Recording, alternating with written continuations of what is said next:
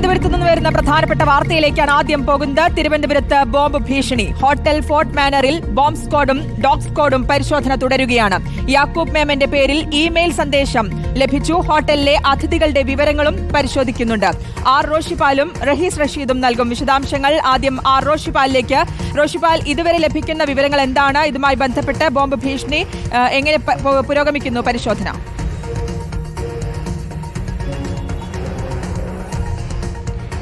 ഏതാണ്ട് 12 മണിയോടെയാണ് പോലീസ് സംഘം പരിശോധന തുടങ്ങിയത്.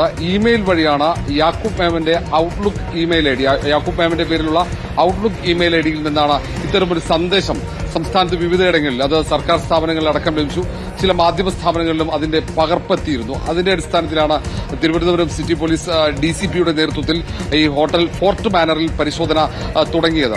ബോംബ് സ്ക്വാഡും ഒപ്പം ഡോഗ് സ്ക്വാഡ്, ഫയർഫോഴ്സ് ഉദ്യോഗസ്ഥന്മാർ ഉൾപ്പെടെ പരിശോധനയിൽ ഭാഗമായിട്ടുണ്ട്. ഡിസിപിയും ഇവിടെ ക്യാമ്പ് ചെയ്യുന്നുണ്ട്. പരിശോധന ഇപ്പോഴും തുടരുകയാണ്.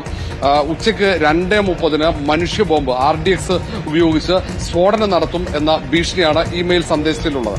ഇമെയിൽ സന്ദേശം, അതിന്റെ ഉറവിടം തേടിയുള്ള പരിശോധന സൈബർ പോലീസിന്റെ നേതൃത്വത്തിൽ ഒരു ഭാഗത്ത് പുരോഗമിക്കുന്നുണ്ട്. അതിനൊപ്പമാണ് ഈ ഹോട്ടൽ മാനറിൽ വളരെ വിശദമായ ഒരു പരിശോധന ഇപ്പോഴും തുടരുന്നത്. എല്ലാ മുറികളിലും പരിശോധന നടത്തുന്നു. അതിനൊപ്പം തന്നെ ഇവിടെയുള്ള അതിഥികളുടെ വിശദാംശങ്ങൾ മുഴുവൻ ശേഖരിച്ച് അതും പരിശോധിക്കുന്നുണ്ട്. അങ്ങനെ സംശയാസ്പദമായ രീതിയിൽ ആരെങ്കിലും ഹോട്ടലിൽ താമസിച്ചിട്ടുണ്ടോ എന്ന് പരിശോധനയാണ് ഒരു ഭാഗത്ത്.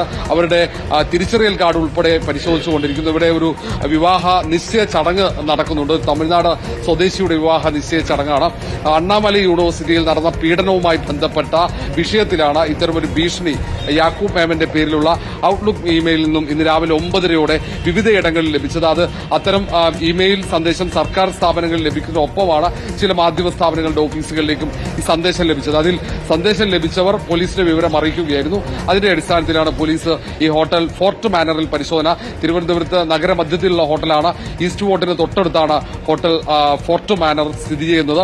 ഇവിടെ നഗരത്തിലെ ഏറ്റവും പ്രധാനപ്പെട്ട ഹോട്ടലുകളിൽ ഒന്നാണ്. അതുകൊണ്ട് തന്നെ ഒട്ടേറെ അതിഥികളുണ്ട്. ഇന്ന് അവധി ദിവസമായതുകൊണ്ട് തന്നെ ഒട്ടേറെ പേരുണ്ട്. പിന്നീട് വിവാഹ നിശ്ചയ ചടങ്ങ് നടക്കുന്നതുകൊണ്ട് തന്നെ ഒട്ടേറെ അതിഥികൾ സംസ്ഥാനത്തിന് പുറത്തുള്ളവർ ഉൾപ്പെടെയുണ്ട്. അതുകൊണ്ടാണ് ഗൌരവത്തോടെ എടുത്ത് വലിയ സംഘം പോലീസാണ് പരിശോധന നടത്തുന്നത്. ബോംബ് സ്ക്വാഡിന്റെയും ഡോഗ് സ്ക്വാഡിന്റെയും പരിശോധന ഇപ്പോൾ പുരോഗമിക്കുന്നു. ഏതാണ്ട് 12 മണിയോടെ തന്നെ പോലീസ് സംഘം ഇവിടെ എത്തിയിരുന്നു.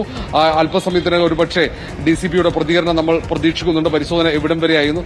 ഏതായാലും ഫയർഫോഴ്സ് സംഘവും ഇവിടെ ക്യാമ്പ് ചെയ്യുന്നുണ്ട്.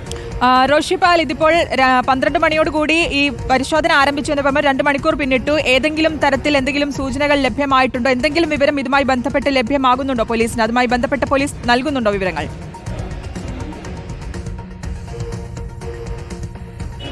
പോലീസ് കൂടുതൽ വിവരങ്ങൾ നൽകുന്നില്ല. ഇപ്പോൾ മുറികളിലാണ് വിശദമായ പരിശോധന. നേരത്തെ ലോബിയിൽ മുഴുവൻ പരിശോധന നടത്തി. ലഗേജ് അടക്കം പരിശോധിക്കുന്നുണ്ട്. അതുകൊണ്ടാണ് കൂടുതൽ സമയമെടുക്കുന്നത്.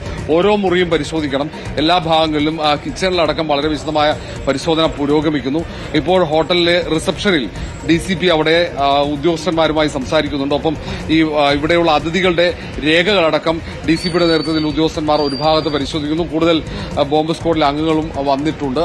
ഇപ്പോൾ ഈ പരിശോധന ഇപ്പോഴും തുടരുന്നു എന്നതിനപ്പുറത്തേക്ക് കൂടുതൽ വിവരങ്ങൾ നൽകുന്നില്ല. നേരത്തെ നമ്മൾ റിസപ്ഷൻ വരെ നമുക്ക് പ്രവേശനം അനുവദിച്ചിരുന്നു. ഇപ്പോൾ ഹോട്ടൽ കെട്ടിടത്തിലേക്കുള്ള പ്രവേശനം അവിടെ ഹോട്ടലിലെ അതിഥികളല്ലാത്ത, ജീവനക്കാരല്ലാത്ത മുഴുവൻ ആളുകളെയും ഹോട്ടൽ റിസപ്ഷൻ പരിസരത്ത് നിന്നും ഒഴിപ്പിക്കുകയായിരുന്നു.